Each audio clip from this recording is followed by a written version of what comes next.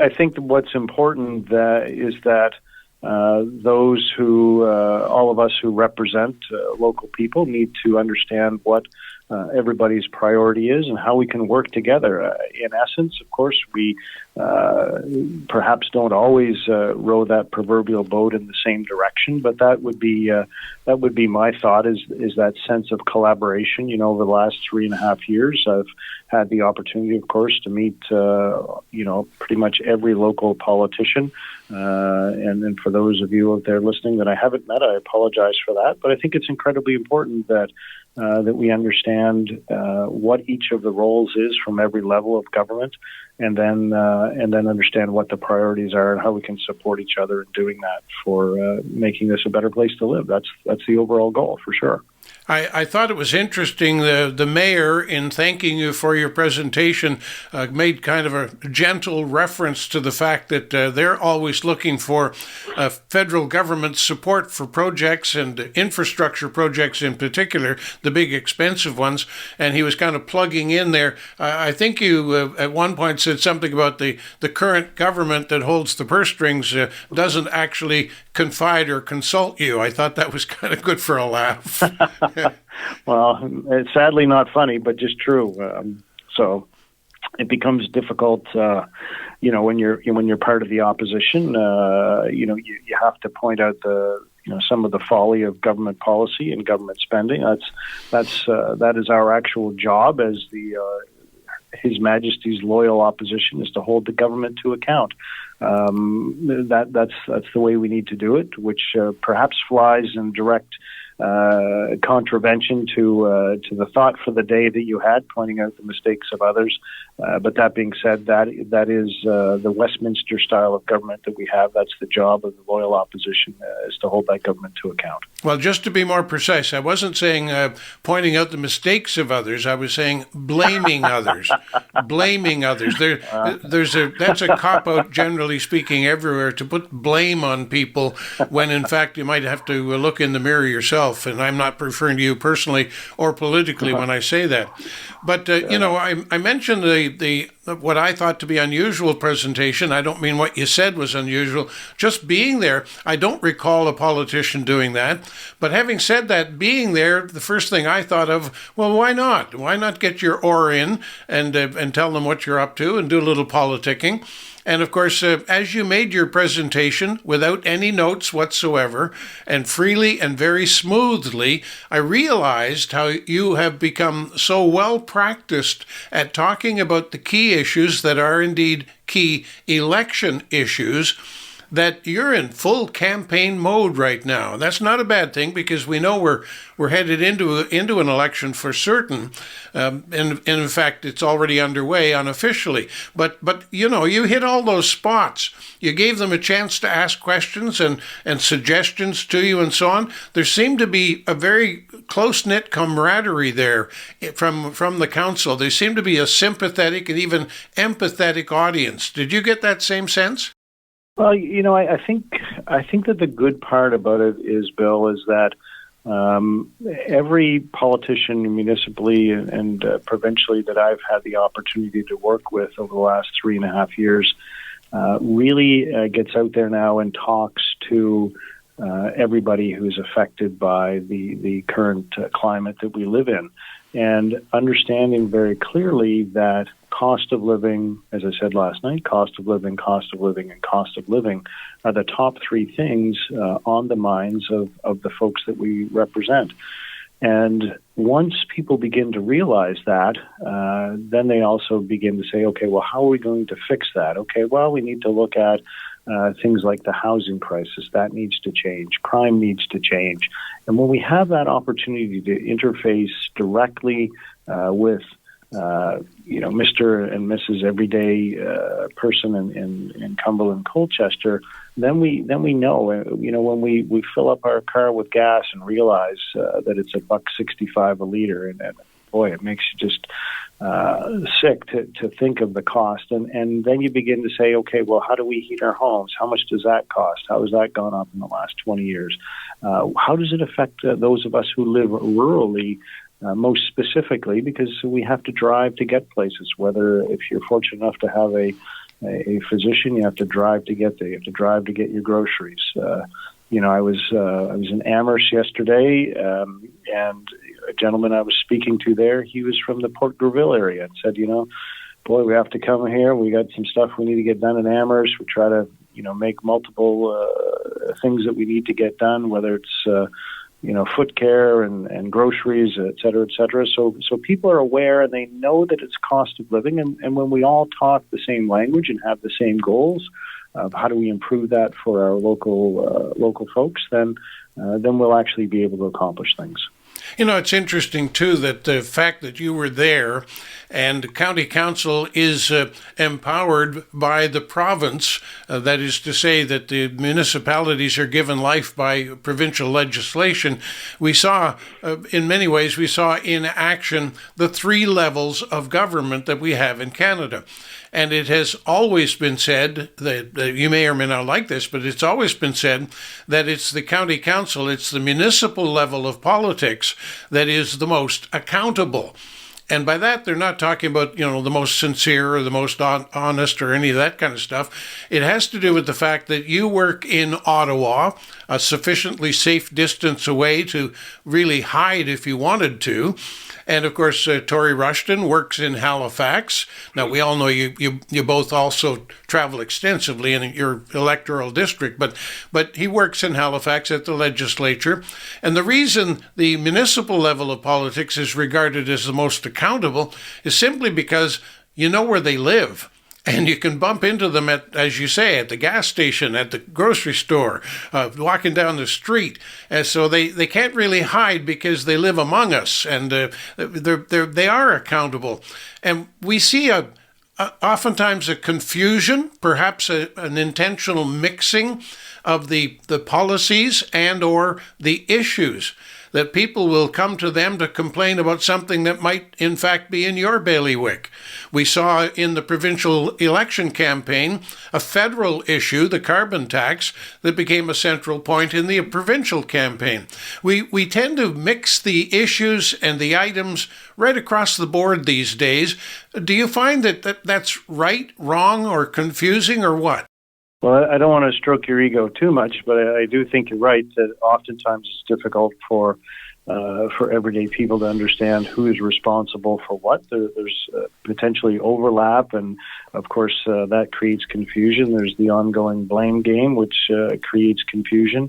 And certainly in our office, what we see is that people will often present with an issue that's a provincial issue or a municipal issue. And I think that's the other great thing about all of us knowing the other person or persons responsible is that we can then also direct them to the right place. And I think that to have that good relationship with each of the 5 MLAs here in the federal, as you said, electoral district area, and then moving it on to the more granular level of knowing all your municipal politicians, I think that's incredibly important.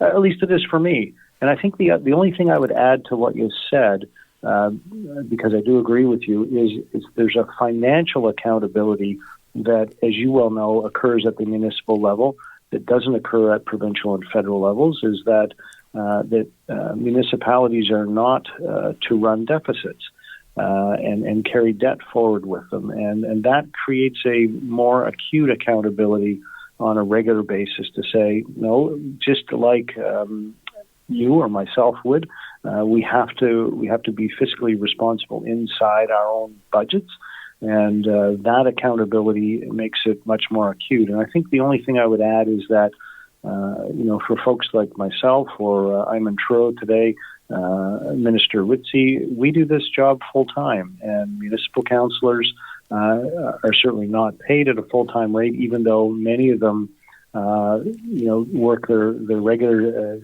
quote unquote day job and then work as a politician on top of that, of course, which is more than full time. So being a municipal politician is incredibly difficult, and I want to be respectful of that jurisdiction wise, but also to hold those relationships that we have to be incredibly important for me.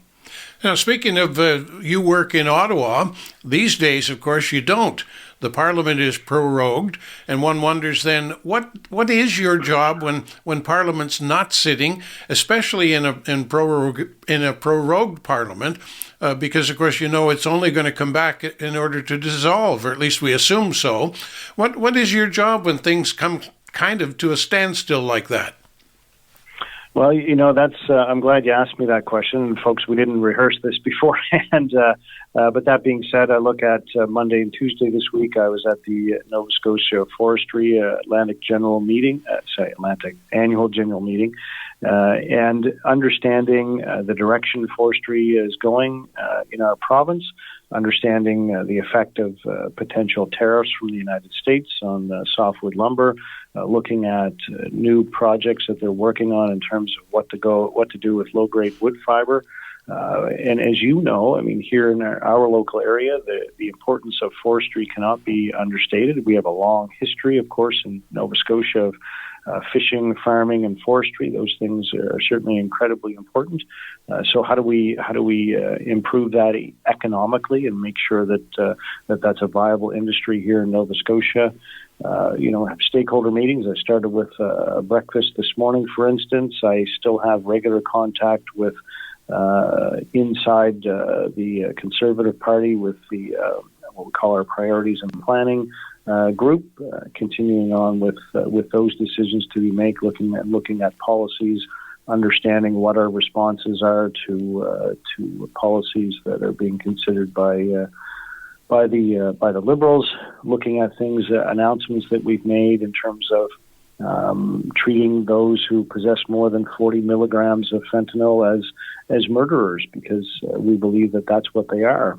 And then, of course, understanding how that has transpired over time with our work on the Health Committee, looking at the how potent fentanyl is, and the terrible safe supply programs that have happened, which now we know this concept of diversion is rampant inside the safe supply program, and how distressing that has been for individuals. So. Again, there's always lots to do. There's the Nova Scotia Progressive Conservative Party annual general meeting this weekend, which I am on the executive of. So I'll be at those meetings all weekend as well. So, yeah, there's no shortage of work to do, that's for sure. Yeah, the work has taken on a different tone these days. Of course, we talked already about the 3 levels of government in Canada, and yet over the last number of months and over the next long while, I'm afraid to say, we're being affected by a 4th level of government. I'm talking about the government of the United States of America, principally the operator of the White House. What's the latest between you and your good friend, Mr. Trump? Well, as you well know, I don't know the man any more than you do, and if you know him, then you know him way more than I do. And I only know him as well as of course, as our listeners do. I think the difficulty that exists in our country is we've had an anti-development government for 9 years. We have incredible weakness inside our natural resources sector. That's the great strength that Canada has, is we have land and natural resources and great people. And, as we begin to look at other ways of dealing with the economic distress, we believe in using our natural resources responsibly. We have also talked at length about the interprovincial trade barriers that exist. If you look at that document, perhaps 2/3 of it is exceptions to interprovincial trade and making that easier. And those are things that we would aim to change. Again, our economy is left in an incredibly weak position. As I mentioned, we've been talking about fentanyl and drug use in this country at Health Committee once a week for more than a year now, and people just did not want to listen. And then suddenly we now have this change from purported change, I'll say, from my Liberal opponents to say, oh, no, we're against all that now. We realize the folly of our ways.